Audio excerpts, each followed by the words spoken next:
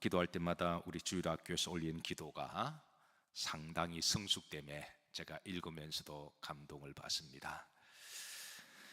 자, 오늘 이 밤의 말씀 제목은 이사야 속의 기도 세 번째입니다. 제목을 다 같이 한번 합독합니다.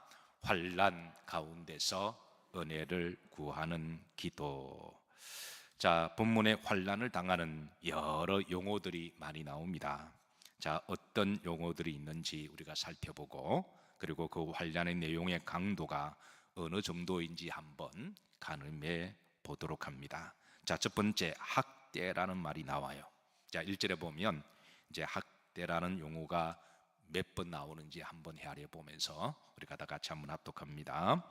너 학대를 당하지 아니하고도 학대하며 속이고도 속임을 당하지 아니하는 자여 화 있을진저 내가 학대하기를 그치며 내가 학대당할 것이며 내가 속이기를 그치면 사람이 너를 속이리라. 자, 학대라는 말이 몇 번 나오죠?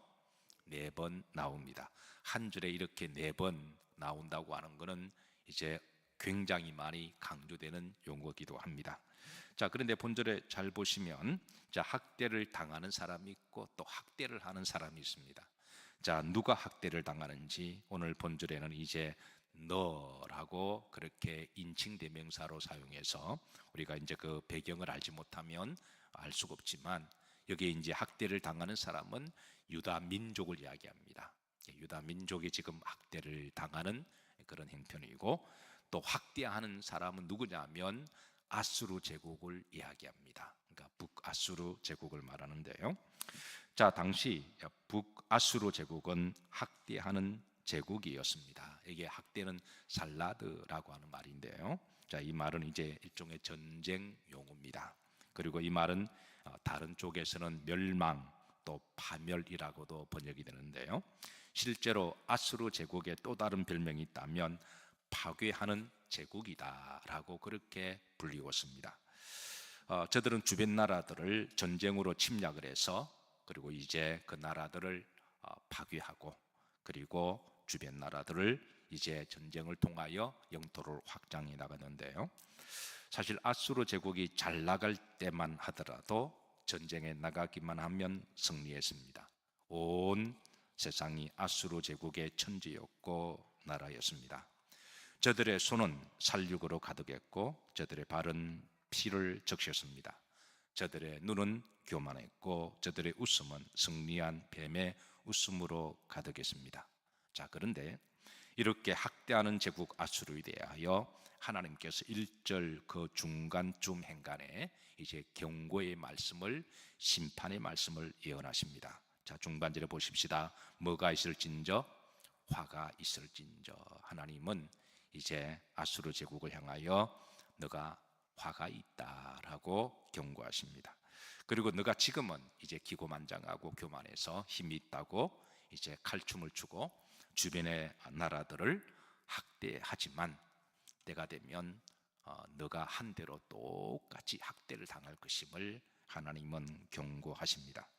실제로 하나님의 말씀대로 이 아수르 제국 다음에 바벨론 제국이 아수르 제국을 멸망시키는데요.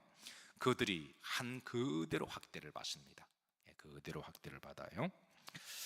자, 그래서 하나님께서 이제 학대에 대하여 그렇게 이제 우선 지금은 오늘 본문의 상황은 유다가 지금 학대를 당하는 그런 입장에서 하나님 앞에 기도합니다. 근데 하나님은 이제 때가 되면 학대하는 자를 내가 똑같이 갚아주리라 라고 이제 말씀을 주고 있습니다.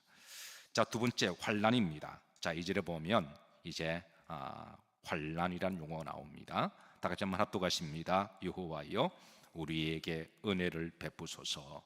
우리가 주를 앙망하오니 우리를 구원하소서. 이게 환난입니다. 자, 환난이라는 말은 살라흐라는 말입니다. 아까 학대를 제가 뭐라 그랬나요? 기억하시나요? 살라드라고 그랬습니다. 살라드. 여러분 샐러드 좋아하시나요? 발음이 비슷합니다. 그러니까 살라드. 이거는 환난은 살라흐. 원어가 뿌리가 같은 어근이 같습니다. 살라 뿌리가 같습니다. 그래서 이것도 전쟁 용어입니다. 그래서 이 환란, 이 환란의 때는 전쟁의 때를 이야기합니다.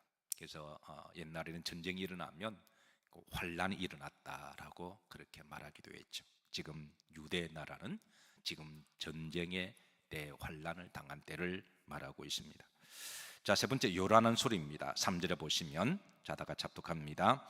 요란한 소리로 말미암아 민족들이 도망하며 주께서 일어나심으로 말미암아 나라들이 흩어져. 요란한 소리, 마치 북아수르 제국이 주변 나라들을 침략할 때 10만, 20만, 30만의 병사를 들고 마치 메뚜기처럼 그렇게 이렇게 요란한 소리를 내고, 그래서 침략할 때 주변의 나라들이 다 도망가는 그런 상황을 지금 묘사를 해주고 있습니다.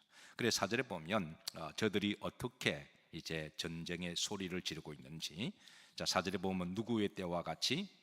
황충의 때같이 그랬습니다. 황충은 메뚜기보다 한 2배, 3배로 큰 이제 메뚜기과에 속하는 이제 벌레를 말하는데요. 저 황충의 때같이, 그리고 중반절에 보면 뭐같이? 메뚜기가 뛰오름같이 그랬습니다. 그러니까 이제 수십만의 아수르의 군사들이 마치 메뚜기처럼 그렇게 떼를 지어서 전쟁을 소리를 지르며 나아가는 그 모습을 은유적으로 그렇게 오늘 이사야가 이제 비유를 해주고 있습니다. 자, 네 번째 노략입니다. 4절에 보시면 자, 저들이 황충의 때같이 사람이 너희의 무엇을 모을 것이며 노략물을 모을 것이며, 항상 고대에서는 전쟁이 이기면 전리품을 그렇게 다 빼앗아 가죠. 그래서 고대 전쟁은 이제 땅을 빼앗고 또 전리품을 빼앗고, 그래서 모든 것을 다 성자의 독식으로 그렇게 다 가져가는데, 그래서 이제 노략물을 그렇게 저들이 빼앗아서 산더미처럼 쌓아서 그들이 이제 가져갈 것에 대한 그런 말씀입니다. 그리고 황폐입니다. 황폐. 자, 8절입니다. 합독합니다. 대로가 뭐하여? 황폐하여. 전쟁이 나면 대로가 다 황폐하게 되죠. 그러고 나서 이제 무엇이 끊어지며? 행인이 끊어지고 사람이 다니는 길은 다 없어지고, 실제로 이제 그 지역은 초토화가 됩니다. 사람이 다니는 길은 흔적도 없어지고요. 자, 이게 누구 이야기냐? 유대 나라만의 이야기냐? 여러분, 우리나라도 한때 이런 때가 있었습니다. 다음 사진 한번 보시죠. 자, 북한군과 중공군이 쳐들어왔을 때에 마치 이제 메뚜기처럼, 황충처럼 그렇게 쳐들어왔던 때가 사실은 1950년이니까, 그래서 연세가 좀 드신 분들은 아직 그 기억에 잔상이 있을 거예요. 아마 1960년대까지만 하더라도 그 후유증을 안고 산 사람입니다. 53년의 전쟁이 마치죠. 그러니까 53년의 전쟁이 마쳤을 때 우리나라 대한민국은 부산 빼고는 완전히 그냥 초토화가 되었습니다. 다 그냥 폐어뜸이었습니다. 그런 상태가 우리나라가 한 10년, 20년이 갔거든요. 그러니까 1960년대까지만 하더라도 그걸 보고 자란 세대들입니다. 그 다음 사진 한번 보실까요? 이렇게 전쟁이 났을 때, 제가 살던 부산의 피난민촌도 이제 산동네에 가면 피난민들이 모여서 판자를 다닥다닥 붙여서 살고, 제 어릴 때 기억은 거지들이 그렇게 많았습니다. 그리고 상위용사들 많았고요, 갈고리 가지고, 그리고 속에 뭔가 그렇게 울분이 많아서 군에 갔다 오신 분들은 트라우마 때문에 그런지 술로 그냥 하고 늘 밤마다 싸우고, 왜냐하면 속에 쌓인 게 많고 가난하고, 그러니까 그런 제 어릴 때의 기억은 저만의 기억이 아니라 아마 60년대생까지는 아마 그런 기억들이 있을 거예요. 60년대생, 60년대생, 50년대생 손 한번 들어보시죠. 들어보시죠. 제 말이 맞죠? 우리 강성욱 장로님도 60년대생이세요? 연세가 생각보다 많이 드셨네요. 자, 60년대생, 50년대생은 이거는 뭐 거의 다 그냥 그 시대 살았고, 우리가 이 폐허가 되고 이 나라가 건국되는데 여러분 한 20년 걸립니다. 그러니까 제 어릴 때마다 이런 모습을 많이 보고 자랐어요. 한번 손 들어 보시죠. 동의하시면 요렇게 하시죠. 이게 불과 얼마 되지 않았습니다. 이게 송 장로님, 동의하시면 요렇게 하시죠. 아마 70년대생까지는 아마 좀 뭔 소리 아마 그렇게들 할 거예요. 80년대생은 그때 뭐 잘 먹고 잘 사는 세대니까.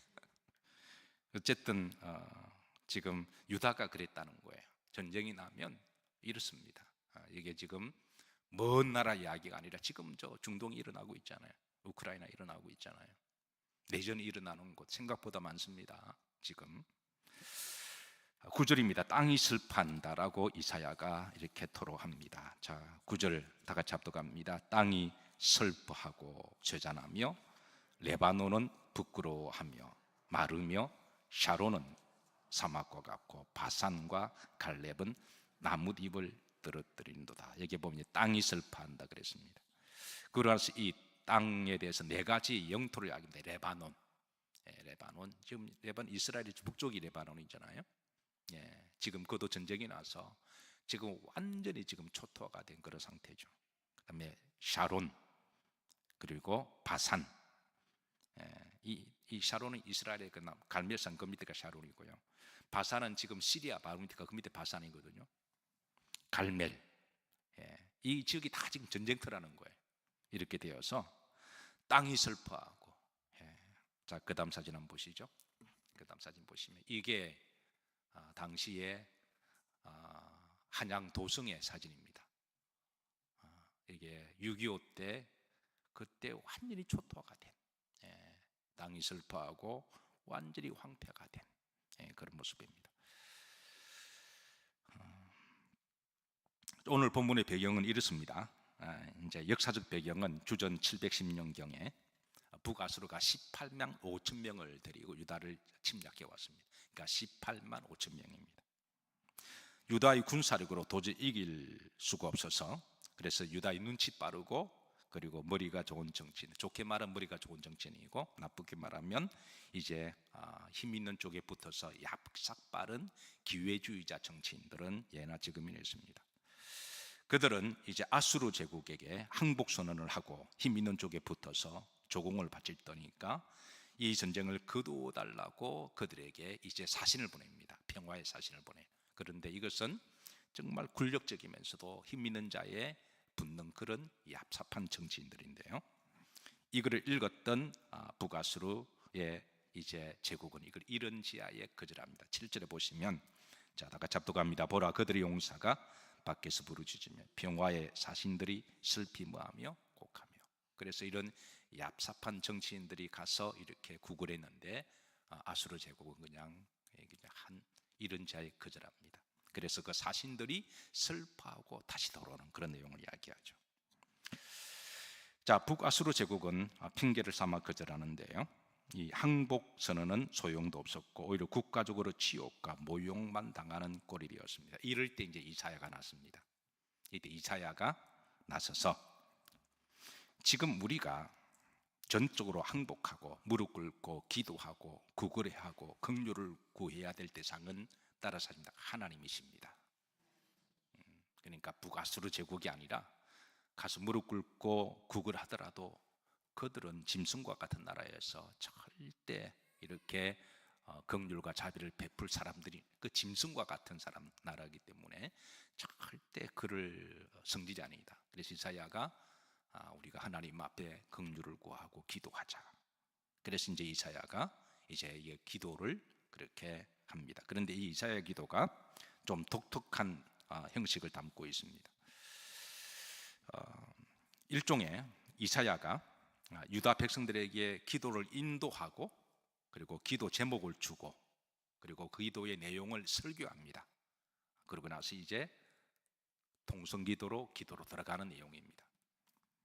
가령 우리가 예배를 드릴 때 이제 목사가 우리가 기도하자 그러면 자, 제가 여러분들에게 하나님 말씀을 선포하고 그 말씀에 근거해서 기도 제목을 주죠. 그리고 그 내용을 제가 풀어드립니다. 하나님의 말씀은 이런 뜻을 담고 있고 그래서 여러분들은 이제 그 말씀을 받고 그리고 이제 말씀을 듣고 난 다음 우리가 기도하는 형태를 요즘 기도의 형태를 띠고 있죠. 지금 그런 형태를 띠고 있습니다. 이사야가 왜냐하면 이스라엘 백성들이 지금 영적으로 지금 무슨 일이 날지 모르고 있거든요. 그리고 어떻게 기도해야 될지도 모르고 있는 상태입니다.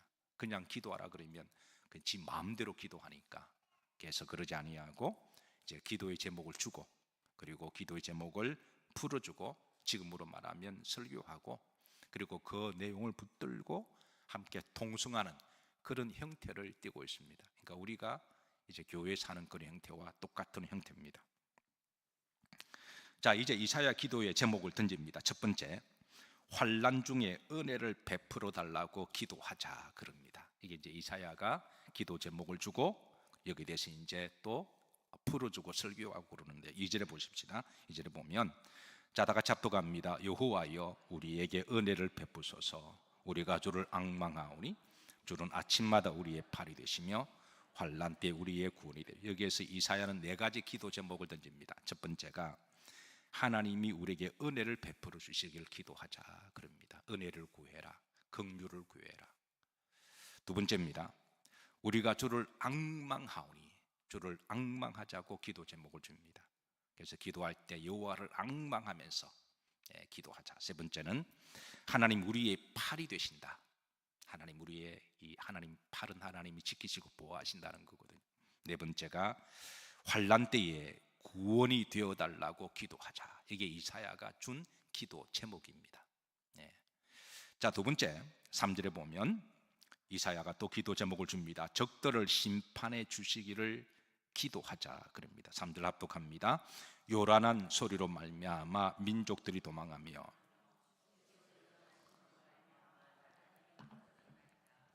자, 아수르 제국이 쳐들어왔던 그 사람들이 쳐들어왔던 대로 저들이 도망가고 그 나라가 흩어지기를 기도하자.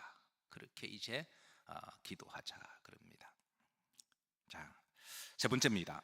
평안을 주시기를 기도하자 그럽니다. 6절입니다. 합독합니다. 내 시대에 평안함이 있으며 구원과 지혜와 지식이 풍성할 것이니 여호와를 경외함이 내 법이니라. 내 시대에 무엇이 있으며 내 시대에 평안함이 있을 것이다. 지금은 환난과 불안과 두려움과 고통 속에 있지만 하나님께 기도하면 내 시대에 하나님이 평안을 회복하게 하실 것이니 평안을 위해서 기도하고, 그렇게 기도 제목을 줍니다. 여러분, 특별히 이 밤에 우리 마음을 불안하게 하고 두렵게 하고 그리고 억누르는 게 있으면 하나님 앞에 기도하셔서 속히 평안의 때를 회복하시기를 주의 이름으로 축복합니다. 자, 네 번째입니다. 여호와를 경외함이 보배임을 기도하자 그럽니다. 6절 흐름지입니다. 흐름지를 보시면 여호와를 뭐함이 내 보배다 그랬습니다. 그러니까 하나님이 유일한 답이다라고 하는 말입니다. 하나님께 예배드림이, 그리고 이제 이 환난의 때가 지나가면 하나님의 평안의 때가 주시면 그 평안한 때에 하나님께 마음껏 예배드리고 기도하는 것이 복이라는 거예요. 자, 다섯 번째, 하나님이 우리를 구원해 주실 것임에 대해서 기도하자 그럽니다. 22절입니다. 자, 흐름지를 보시면, 자, 그가 우리를 마하실 것임이라 구원하실 것임이라. 지금은 환난을 당하고 있지만, 지금은 전쟁통의 난리도 아니겠지만 기도하면 하나님이 이제 우리를 구원해 주실 것이다. 사실 이런 기도가요, 6.25 때 우리 신앙의 선배들이 다 했던 기도입니다. 그리고 하나님 그 기도를 들어주셔서 부산밖에 남지 않았던 이 적은 나라가 극적으로 하나님이 다시 회복하게 하신 거예요. 여섯 번째입니다. 자, 그 병에서 고쳐주시고 그 죄에서 사해 주실 것임을 기도하자 그럽니다. 24절입니다. 합독합니다. 그 주민은 내가 병들었노라 하지 아니할 것이라 거기에 사는 백성이 사죄함을 받았으리라. 그리고 하나님이 이제 회복시켜 주시고 또 내 시대의 평안을 맛볼 것이며, 그러니까 내 시대에, 그러니까 이제 평안을 맛볼 것이며, 그러니까 그 시대에 사는 그 후손들은 이제 전쟁을 맛보지 아니하고 평안히 살게 하신다는 것이잖아요. 그러니까 우리의 부모 세대는 전쟁을 경험했지만 하나님이 그들의 기도를 들으시고 이제 그 후손들은 지금 전쟁을 경험하지 않는 시대를 살아가고 있잖아요. 그랬을 때, 자, 그 주민은 내가 뭐 했노라 하지 아니할 것이라 병들었노라 하지 않을 거다라는 거예요. 그러니까 하나님 과거에 있었던 그런 환난과 전쟁을 그 다음 세대는 다 잊어버리게 하시고 이제는 평안한 시대에 살아갈 것임을 예언하시는 말씀인데요.